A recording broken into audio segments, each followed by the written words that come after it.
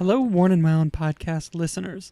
Before we get to this week's episode, I'm here with Blake Mallon and Zach Weiss to talk about something special that we have coming up in New York. We have a wind-up pop-up event happening this at the end of this July. Well, I guess it is July already, so it's coming up pretty soon. Blake Mallon, tell us a little bit about what we can expect at this event. What can you expect? So it's the Wind Up Watch Shop Summer Pop-Up. It'll be hosted from July 23rd to August 1st. If you head to windupwatchshop.com, up in the header, there's an events tab now. You click on that. All the information is going to be right there. It's going to be, it's our first event in nearly 2 years. We're incredibly excited to be seeing people in person again. It's going to be 10 days of watches, events, hanging out, talking watches with people. So we're going to have most of the brands that are in the Wind Up Watch Shop there, a good selection from all of them. We're also going to have, we're really excited to be sort of presenting the pop-up in partnership with Seiko, G-Shock, Oris, and Zodiac. So we're going to have some really special watches from all those brands present. We're also going to be hosting some really fun events with Oris, Zodiac, and Seiko. You can RSVP for those events currently if they haven't already filled up on the event webpage, which again you can find at the events tab at windupwatchshop.com.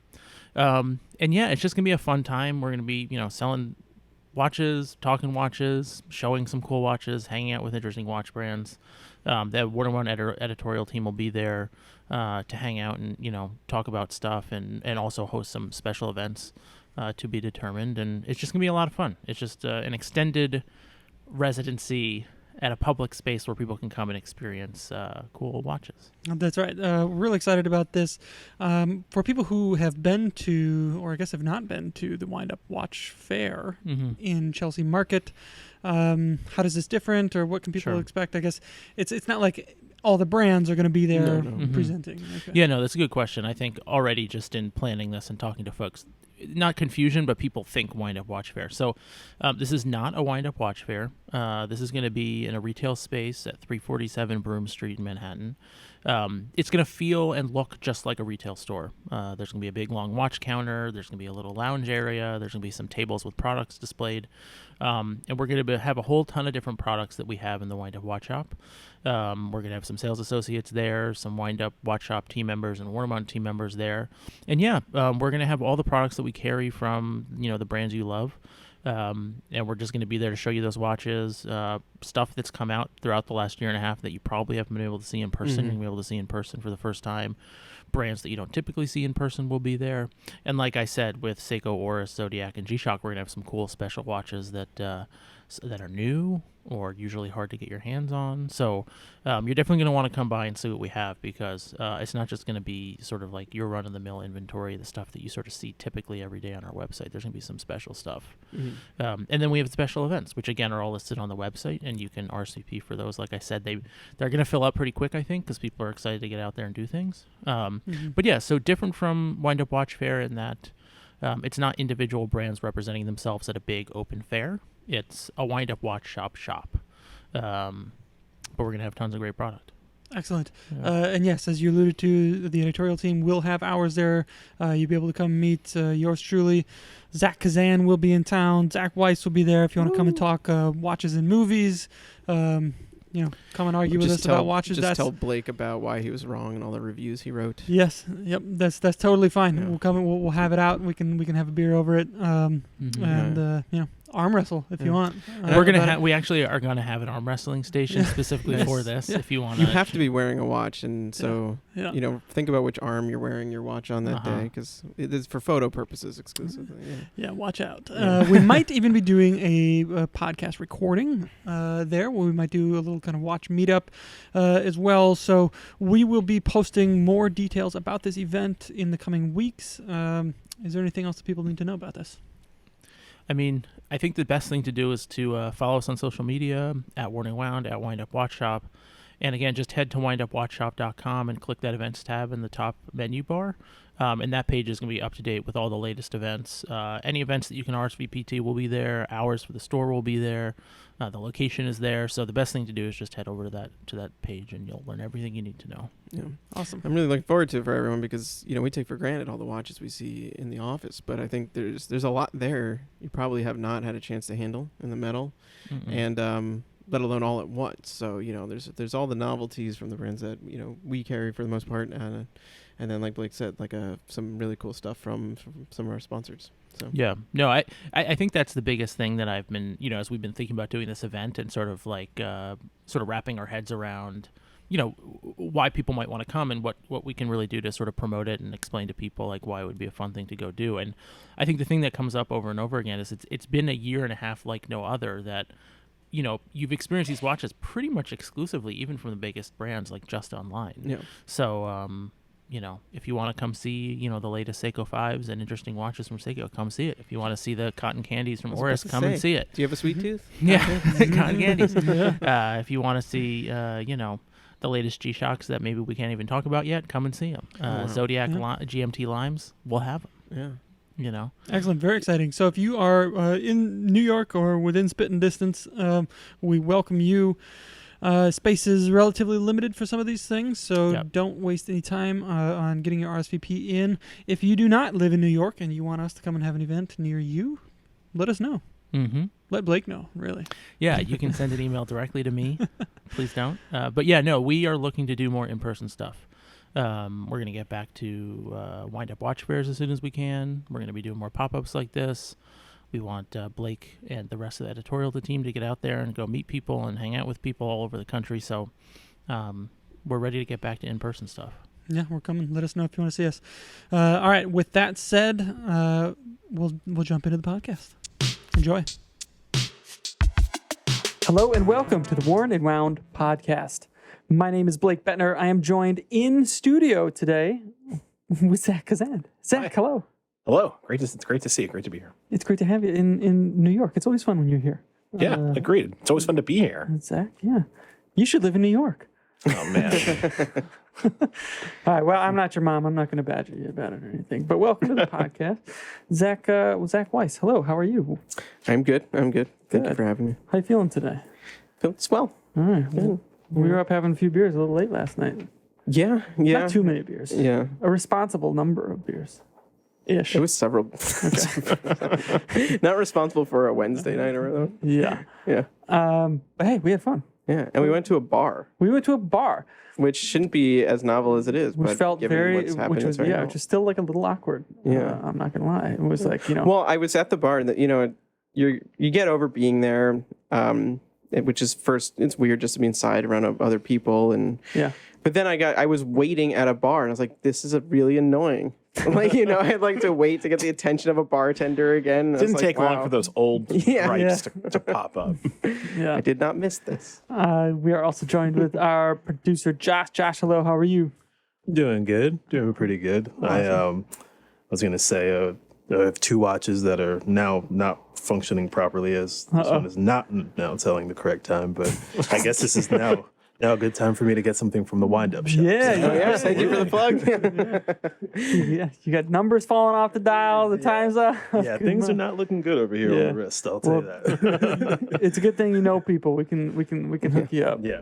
I had a coworker once who, this is in the early days of Worn and Wound. It was like doing Worn and Wound full time, and he knew I was into watches, or found out because it eventually kind of came out that I was doing something in watches, and he had a Vacheron, and I was like, wow, that's pretty fancy. That's very uncommon, to have a Vacheron, and one of the applied markers on the dial had fallen off.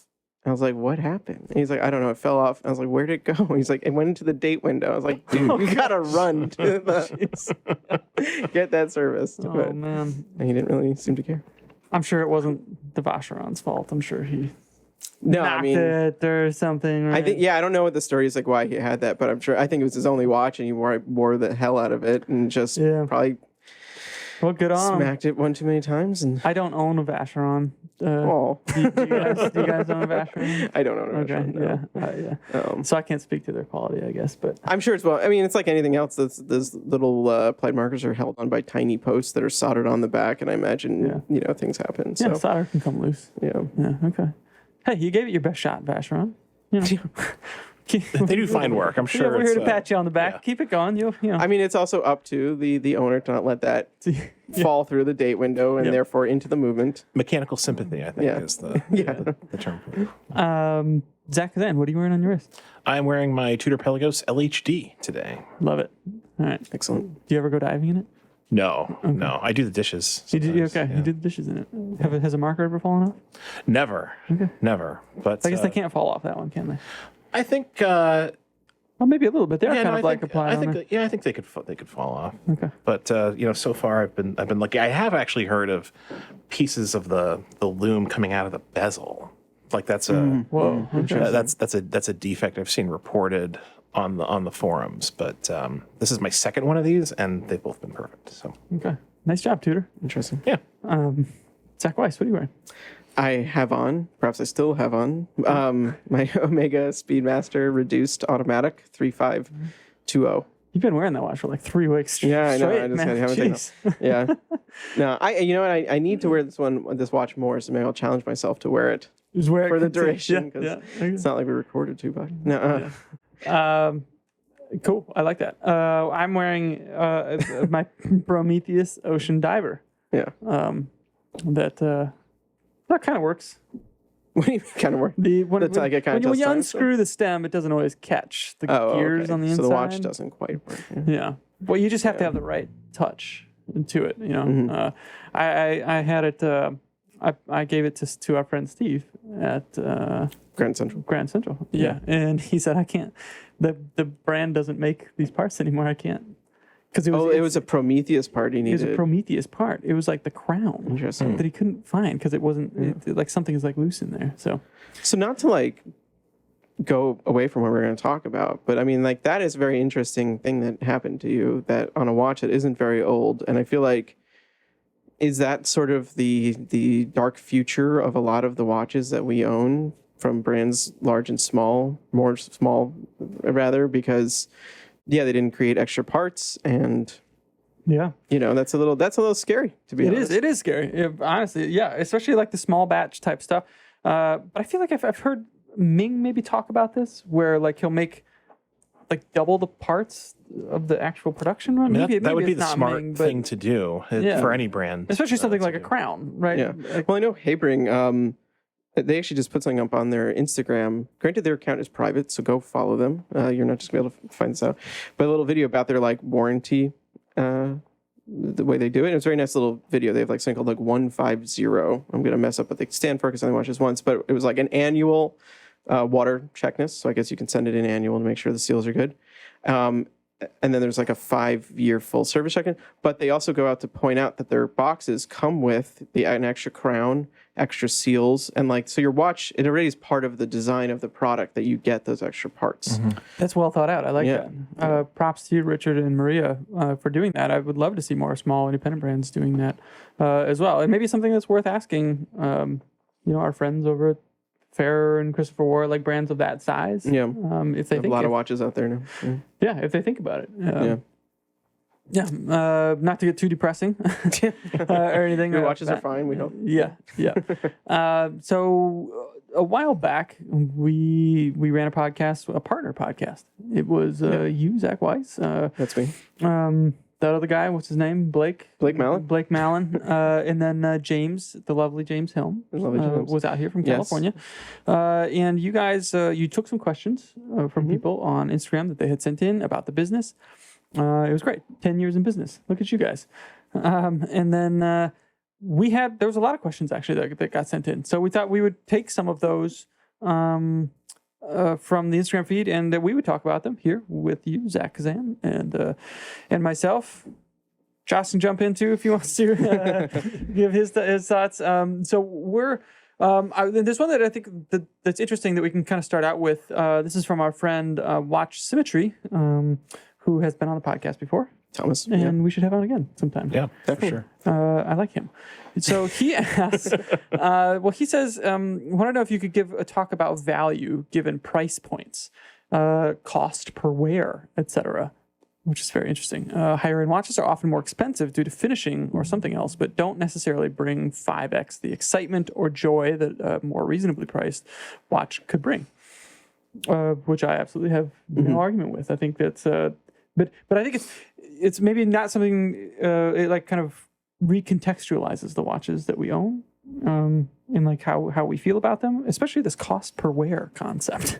This is something that you don't really think about, and you know the second part there, it kind of puts that into a different context as well, because when you think of cost per wear, like we were saying, you know, if you spent $20,000 on a watch, it's expensive, but you keep it for 40 years and you wear it every other day or something like that, and then you broke that down into a cost per wear, it could be pretty reasonable if you think about it from that perspective. Have you guys ever thought about your watches in this way? I've thought about cost per wear quite a bit. I think you can apply that to almost anything. Yeah. Even like non-wearable things like cost per use. You can break it down that way. But as someone who likes stuff and has like spent years just acquiring things, it's often a good way to justify an expensive purchase. That's what I was just gonna say. Which kind of maybe not counter to what he says in the other part, right? Like, because it's, if you think about it in that way, you kind of tell yourself like, well, I should get the nicer thing then because I want to be able to enjoy it for a longer period of time. That's assuming that the nicer thing is going to last for a long time. I was kind of introduced to this concept in the realm of home audio, which was a hobby of mine. Vinyl record collector, and deciding like what kind of turntable to buy was kind of a stressful thing, kind of very similar in a lot of ways to deciding on what kind of watch to buy. And like the turntables, like watches, like just go like stratospherically up in price. But you really do, when you spend more, you get like a much higher quality thing, and it's apparent from looking at it, handling it. You don't want something with plastic, cheap components. Yeah. If you spend that extra money, you're going to get something that will last for decades rather than for years, and that's sort of like.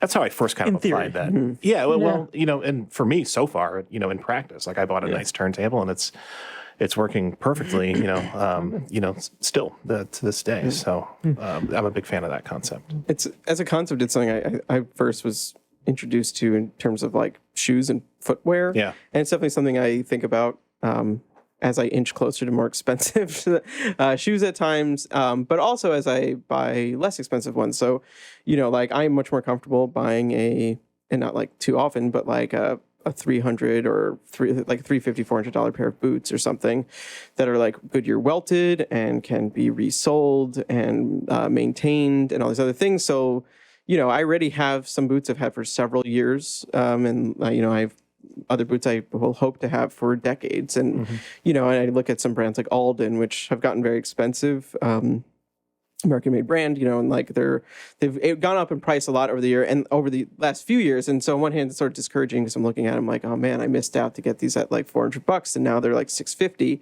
But will I care 15 years from now when I'm still wearing them that I paid $600 all those years ago? Conversely, sneakers are not generally resolable. And walking around New York City, you go through, kind of rip through sneakers. Internally and externally, I often like wear through like holes on the insides of sneakers, even once I all rotate out. So I don't buy $150 or $180 sneakers, which like a lot of Nikes are that I like. I'm like, oh man, why are those so much money? Because I know they'll last me maybe a year. And I think ultimately the cost per wear is going to be lower than it would be on some of these higher end things. Yeah, I do the same because I run, so I buy shoes, running shoes, obviously, and I notice after a few hundred miles, I have to replace them. Because otherwise, you start to get like weird pains up in your back, even in your legs. Like a proper pair of running shoes makes a big difference out there, and you have to kind of cycle them through. So I donate them because they're still like perfectly usable, like walking shoes. But if you're hardcore miles, then it's a different thing. So like every 6 months or whatever, it's like. You plop down for the new thing, but it still has to kind of hit that balance of I don't want to buy $600 or whatever running shoes. I'm just gonna like keep replacing them. But I guess at a certain point you stop and think, how many times did I spend that much money on this thing that wore down really fast? Yeah, like buying jeans from I don't know, some cheap jeans. I don't want to call anybody out versus like really high end type stuff. They're still going to have a shelf life, right? Yeah. It's still like kind of finding that ratio, I guess. But watches is different. Like you think about these things as things watches, you at least buy. they last. Yeah. Like if you service them and, barring examples where like a part is no longer available. Like they should last you a lifetime or more, as they say, I'm just thinking about this. We could almost honestly make like an algorithm for this where like you enter the amount of watches you have and it assumes like an equal rotation. Oh boy. And then you could put in the amount of years and it could probably figure out like over 20 years how many times you likely would wear that watch, assuming a 5-watch or a 50-watch rotation. And then you could probably actually see that, which might be the worst thing to ever make because then you would actually know. No thanks. Yeah. I don't know why that popped into my head, but like ultimately, I don't know. I think there's like it's all about finding that tipping point, I guess, right? Where like, for me, a few $1,000s, as crazy as I might seem to spend on something like a watch, like I still find I'm getting enough wear out of those watches, and if I don't, frankly, I usually let them go. But yeah, I think if I got into the tens of thousands, then it wouldn't be there anymore. Not that that's what's stopping me from buying the $50,000 watch right now. I have a little caveat to that too. Yeah. I have a question. Like, what about a watch that potentially you guys have a pretty good feeling is going to go up in value too? That goes in. Oh, see, that's a whole other part of this equation. Yeah. And I guess this is like, I think Thomas's question is assuming that it's a watch that he's going to keep and not think about because we know him, and I don't think that's how he collects or why he collects. Yeah, I don't think so. But I think that there's something like, I think to most people they do think about that, and I think that's probably why a lot of people like default into like a steel Rolex, because it's like putting your money in a savings account. Yeah. Right? Like it's not going anywhere, and it's maybe even gonna like go up a little bit. Obviously there's a different motivation behind that, right? And it changes the why of your collecting. And I think we would always encourage people to buy what you feel like you are going to enjoy and wear continuously, more so than like, don't buy a watch because you think it's going to go up in value at the expense of like a watch that you think you might like more, or you might get more enjoyment out of. Yeah. Right? I think that's a fair way to put it. But yeah, there has to be a balance there, and otherwise we'd all be like sleeping on $10,000 mattresses, right? Because we spend a lot of time on our mattresses, right? And like by that, I recently bought like the cheapest mat. Like my girlfriend, we were like, look at all these modern foam, Casper knockoff mattresses. They're all the same thing. So we went for the cheap one. I was arguing with my buddy about this, Travis, because he's, to his wife's dismay, like, we'll buy the cheapest like mattress that he can find. But my argument was like, you sleep on this thing every night for like 10 years. Like you should, maybe not splurge, but like you find something that is going to like be the way that you want it for 10. Like imagine how much time you're spending. I think of the time that you spend on a mattress. Wow, that got not weird. a mattress podcast. This is not a mattress podcast, by the way. We'll just stop and say that. We endorse no mattress. Yeah, I'm far from a mattress. It's just thinking about it, I would say that's something that I would use a lot, and I want to be good, just like the shoes, right? Yeah. Like I have a pair of the Red Wing. What are mine? The Iron Rangers. Iron Rangers. I love those, and they've just gotten better over the years. I think I've had them for like 4 years, and they've just gotten like more usable. Well, that's like a pair at the. Yeah, some of the first like nicer boots I bought were Iron Rangers, and it's like 7 years ago or something. I got my first pair, and now that pair is finally at a place where I think I need to send them in to get resold, which I haven't done yet, but like I'm interested because that's going to extend the life. The first time I'll like really be extending the life of a pair of boots that like maybe I could be thrown out if you were lazy about it or didn't want to go through like hassle. So I don't know.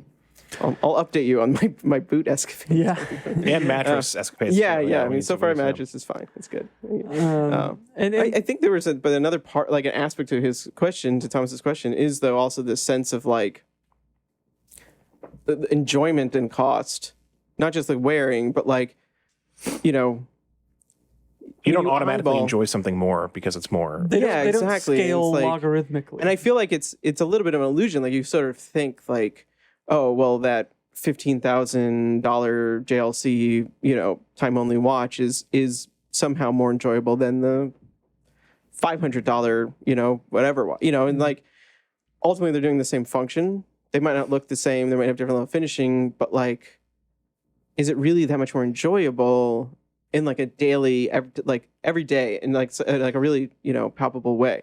I think that there are instances where sometimes it is and sometimes it isn't. It's definitely personal, but like, I think there's once again a threshold, and I don't know if I've hit it yet, where it's no longer going to matter, and I think of the Grand Seiko as a good brand because you can get into Grand Seiko fairly low, but they have a very high level of finishing, a noticeably higher level of finishing than other watches, and I have enjoyed that as an aspect of it. Mm-hmm. But I don't know if I need to go up to that next level where it's like several times that to get to like the hand finish level. Well, maybe it tips over. We talked to Steve Halleck, and he had on like 6-figure watches, and he was like enjoying the hell out of them. So he just absolutely loved it. Like he was like a kid in a candy store. It's not like you're not going to enjoy. Yeah, I've totally enjoyed it, but like 100,000 times more than than like the Seiko diver. And I have watches that kind of cover a pretty broad span of prices, from pretty expensive that I really enjoy wearing. I get a lot of enjoyment out of it to like pretty expensive, like a Speedmaster. I really enjoy wearing that watch too. I'd wear it all the time. But like my Safarni, like I get the same. It's a different type of enjoyment because it's a different type of watch. But I enjoy putting that on. Like is a fun thing for me, and like it's weird, but like I don't know if you put a watch on in the morning and you're like, oh, this is gonna be a good day. Like I'm excited about wearing this watch today, and you just kind of like it's an enjoying experience, like looking at your watch that day because you're like excited to have on that watch. Like that Safarni is that watch to me. I love wearing that watch, but so is watches that are much more expensive. Like I don't think of them differently though. I don't think of I enjoy this X amount of time. Like I kind of if it's gonna be in my collection, I'm gonna keep it. I kind of enjoy them in the same way. Yeah, I think that. Like enjoying those like lower priced watches, I think for us probably it has to come from our experience with like higher priced watches. Like that informs, everything that we experience with watches. But at least for me, like when I put on a lower priced watch, it's like I have a Swatch, the System 51 that I wear sometimes, and it's just like it's a super fun watch. It's like it's unlike any other watch in terms of its color and it's the materials in my collection, and I enjoy that a lot. It's $150 or whatever. And I think to myself, like, this is a lot of fun for $150 compared to some of the more expensive watches I've experienced. And conversely, I've owned and worn, much more expensive watches that can be kind of be like an albatross around your neck, just because there's some, like a discomfort sometimes that comes with the value of those watches. And preciousness once it kind of gets to that point. And I've definitely felt that with like, I don't really have very many vintage watches anymore, but like, I used to have a Hamilton Chronomatic and I got that for very little. And then it became worth a few times more than that, which is still relatively little in the scheme of watches, but it was enough to make me not want to really wear it. Like I was just worried. I didn't want to have to pay for fixing it, which would have cost more than I paid for it. And that was definitely, it definitely took away from it. The other thing I feel like, with inexpensive watches that you sometimes don't get on, or I don't want to say you don't get, it's just different. It changes, is like the style of the creativity that you're going to find. So like, I think about that Everyday Tuna I have, with a khaki dial and a gunmetal case, and it's like a $400 or $500 watch depending on where you buy it, and like I don't know, like you're not gonna like what is the $5,000 equivalent to that? I mean, maybe there's a literal equivalent or something, but I feel like that kind of fun play there is it's easier to. It's easier for a brand probably to get away with at a lower price point, but it's also easier to sort of be like, well, this is weird. I'm willing to try it at this price point versus this higher price point. But then when I'm wearing, I'm like, God, I love this. Like, it's the same thing. Between that and like the SPB 149, it's not, the gulf there isn't necessarily, one is 3 times more expensive than the other, even though these are still relatively inexpensive in the scheme of things. I don't know if necessarily the SPB 149 is like 3 times better, or something silly like that. I mean, it's very hard to quantify. But if you hold everything that you own to that standard, no, I know, you go right, crazy. Then it's and it's a slippery slope. Especially because some brands are just not priced. Some Swiss brands have 10x margins, and it's just like it gets all funky. So. Ultimately, these aren't things that we need either. No. They're entirely not I guess if I were just products. Unlike a pair of shoes, don't think you need to expend a lot to like enjoy it. And like if you can't spend more than a certain price point, like don't think you're necessarily missing out. Like I really don't feel like I'm missing out that I can't have Urworks or whatever. Like it's you're not missing out on some hidden joy in life. No, because certainly not. That. And if you listen to us at all, you definitely know this and understand. Hopefully, I'd be terrified to walk around with a perpetual calendar in platinum. Like that's not a watch. That's not a watch you go and like. I walk through the park every day in mud. That's my route to work. It would diminish your enjoyment. I would fall. I will fall at some point on my way to work. I know I will. Yeah, you two are prone to falling. Yeah, man. yeah. It's muddy in Prospect Park. What are you gonna do? Dude, especially after it rains. I almost fell in there the other day. Yeah, there you go. You're falling too. Yeah. I didn't fall, but I almost did. Yeah. This is a mine. Okay, so thank you, Thomas, for sending that in. Let's see here. The chances with wolves. Oh, okay. Good handle. Yeah. Regardless of price, what is the best watch you have come across? So I think this kind of like feeds in a little bit to that. Mm-hmm. And best is obviously incredibly how are you going to find that? Right. So I think we've all come across very expensive watches. But I don't think that any of us would be like, oh, well, this is the best watch that I've come across. I think there are watches that I've found like enormously impressive to be around. Mm-hmm. Would you guys say that? Like maybe that's the yeah. I think that like what watch maybe like what watch do you see that really like maybe surprised you? Because I can't even pick a best album. That was hard to say for some reason. Let alone like a best watch I've seen in my life. But like there's definitely I have some memories of watches that were like, oh man. There are watches that surprise you, and I think that's what it's like the expectations that you have set, right? Like if you go into a movie expecting it to be like the greatest thing in the world, it's easier to be let down. It's easy to be let down for sure. So a watch that did that recently for me was the IWC tribute to 3705. Like that was a watch that I was like looking at pictures of it and looking at the stat line, I thought that's not a watch that I'm going to really enjoy. And then when we had one in, like I really enjoyed it and I liked it a lot. And for reasons that were almost like hard for me to put my finger on, I wrote about it on the site. You can check it out. We'll link it in the show notes. But that watch like worked for me in ways that I didn't. But if I was expecting that, I probably would have been whelmed. It's not like the watch is like that. How whelming. It's whelmed, it's fine. But I think because I didn't expect it to be anything that I would connect with at all, it like really surprised me in that way. Have you guys come across any watches like that recently? I'm reviewing a watch right now actually that surprised me. It's the Meistersinger, and now I'm blanking on the name. Bellora. Bellora, right? So this is essentially they've taken their jump hour module and kind of converted it to a chiming mechanism. So it's a typical one-handed Meistersinger watch, but every hour you hear a single chime basically.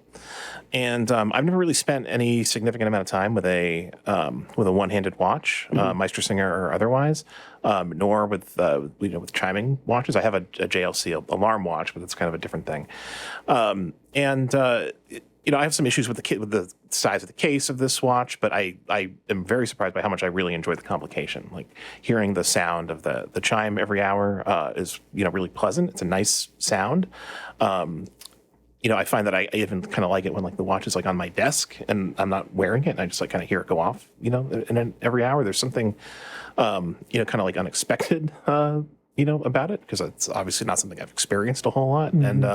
And I'm really enjoying that, and I definitely was not expecting to like that watch, quite as much as I am. The watch is interesting because it's not like a ding. It's a soft. Like you almost don't. So if you're like around other people or in it, like if you're wearing it right here and it went off, I don't think anyone would notice it or what it was except for you, but like you would notice it and it makes it kind of a special. Yeah. When it first came to the office, you were out and I opened the box and I wound it up and I was playing with it and then I put it on your desk and I'd sit and at some point there was like a lull in the office and the office can get pretty quiet and I was sitting there with Blake, Malin, and Krista and we're just here like ding.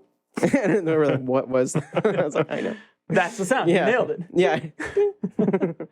Yeah, because it's not like it like resonates. It's not like a boom. Yeah, it's just it's there and it's gone, and you kind of wonder like, oh, was that the watch? Yeah, that was the watch. Yeah. An hour's gone by. Look at that.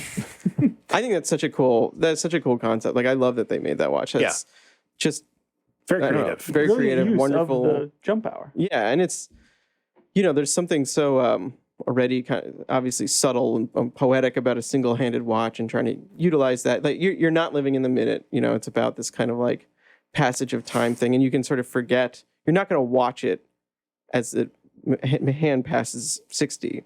Yeah. So like it lets you know. I don't know. Like it's just very nice. It combines all these like kind of like very old-fashioned like watch nerd things. Like chiming watches are very, very old-fashioned. One-handed watches are just kind of weird and like just sort of like an odd niche. And jump hour, which it's not technically a jump hour besides like kind of the bones of the mechanism, but like you kind of have to like know a little bit about jump hours and how they work to fully understand the watch. And then it has an on-off switch for the which is like something to play with. Yeah, very clever. Yeah. So I guess I'm trying to think.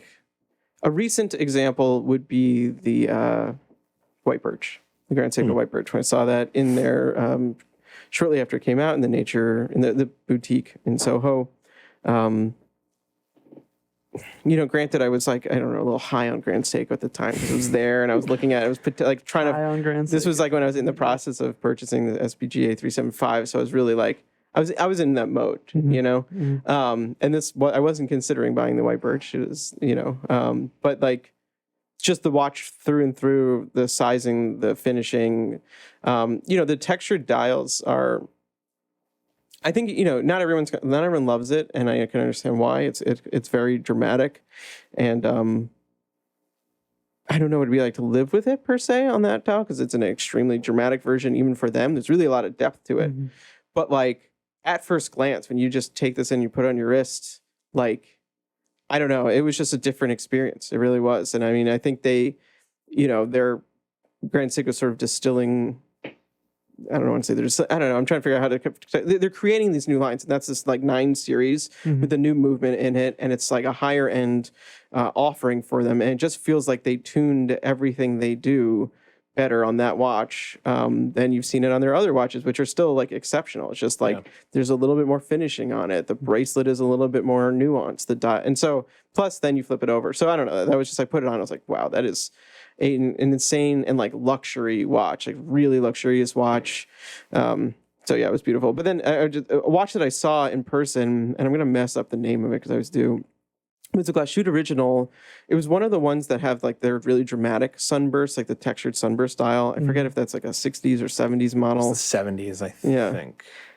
Somebody at Wind Up had one at the fair, and like I saw it from across the room, and I was like, that's how that dial is so gorgeous. Like they glow. Yeah. And by the time it like eventually came over to the booth, and I was just like, oh my god, that is just stunning. Yeah, I like what they do. If you stand out in a room full of watches, you got something going. They do some really avant-garde watches avant-garde dials that you wouldn't expect from that. Yeah, crazy very well colors executed. and stuff. Yeah. I'm with you on that Grand Seiko. That White Birch I found very compelling when I had it on my wrist, and I would like to spend more time with that watch. I'll tell you. And the movement, I mean, it's beautiful. It's beautiful, like aesthetically, and then it like feels really good on the wrist too. So it does kind of hit on all notes. A little thinner. It's if you think the Grand Seikos are too thick, I mean, this one it isn't thin, but the proportions make it fit, right? Yeah. All right, we're gonna move to Spin Transistor. You have a couple of questions, but I'm gonna this one. What was the journey for how your taste evolved? Any full circles? Now this is an interesting question, especially like the full circle part. Like, do you ever kind of come back to where you I don't know, like if you're like, I've grown to like these kinds of watches. Do you grow out of it, or like you're kind of there? Like it's just kind of like the arrow of time it points in one direction in that regard. I don't know that I've I liked this watch in the beginning, and then I started to not really like those watches, and then I kind of like came back around to it, and I like them now. But I will say that like my tastes have changed quite a bit, as I'm sure all of ours have over the last 10 years. And I'll just say, like I was really into like the vintage stuff for a while, like hard, and I was like really romanced by that. And the deeper you go into that world, the kind of like scarier it can get. And And the more you like, if you own a few of them and they have that kind of preciousness that you referenced earlier, like I kind of slowly became like not disillusioned, but I just kind of moved away from them. And now I'm at the point of where I like to kind of buy modern watches that and feel like I'm going to keep them and build my own stories with them over the period of time, over 20, 30, 40 years. And that's another thing that I found myself thinking. And I had, the last like vintage sub that I had, and I was like, it's lived all this life, and it's almost like has this precious element that I didn't wear it as much as I wanted to because of that. And then I found myself, I was just wearing my modern sub and making my own stories. And now I have a lot of sentimentality built into my modern sub. And that will just be like, live its life with me, right? Do you guys have anything like that that's like, this is like, I was really into this, and now I've kind of like shifted over to this? Yeah, I mean, certainly, a little bit in the vintage. I didn't get very deep into it, but I remember in the earlier days of collecting, feeling like modern watches weren't living up to what vintage watches were offering in terms of design and not necessarily complexity, but yeah, I mean, just what makes them so. Why they had the revival. Those things. Yeah. We were all there. We were all witnessing it 9 years ago and being like, we're waiting for modern watches to catch up. I think they definitely have. And I think like you have I've totally moved away from vintage watches. There might be one vintage watch in my future, but I'm buying a watch back, hopefully from somebody that I sold at a time. And it's just like, other than that, like I don't look to shop for vintage watches. Used watches that maybe at a certain point, I'm wearing one right now that's from the early, this one's like early mid 90s. Like I don't consider this vintage yet, I guess there will be a day where it is, but I think there's some room for error there. Like I want another Lemani 5100 watch that'll probably be from the 90s, things like that. But the other thing is when I first got into watches or more into watches, I think I was more into like minimalism as the kind of overarching aesthetic. So, like when the first Unimatics came out, I was like, oh man, those are the most gorgeous watches ever. And then, when I learned about Nomos and Max Bill, it's like, like so clean and pure. And I still do like those, and I have a Max Bill and I wear it.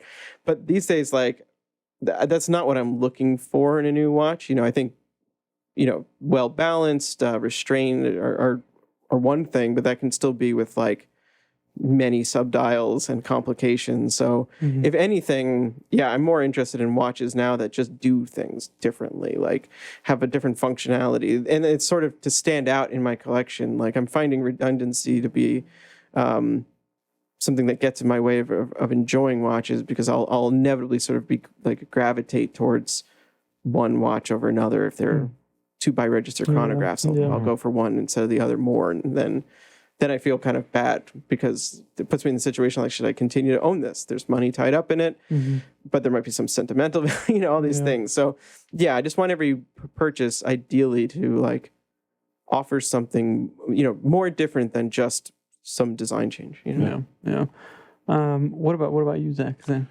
So I have kind of a similar. It sounds like we all kind of have a similar sort of like path with vintage. Like I was into vintage kind of early on.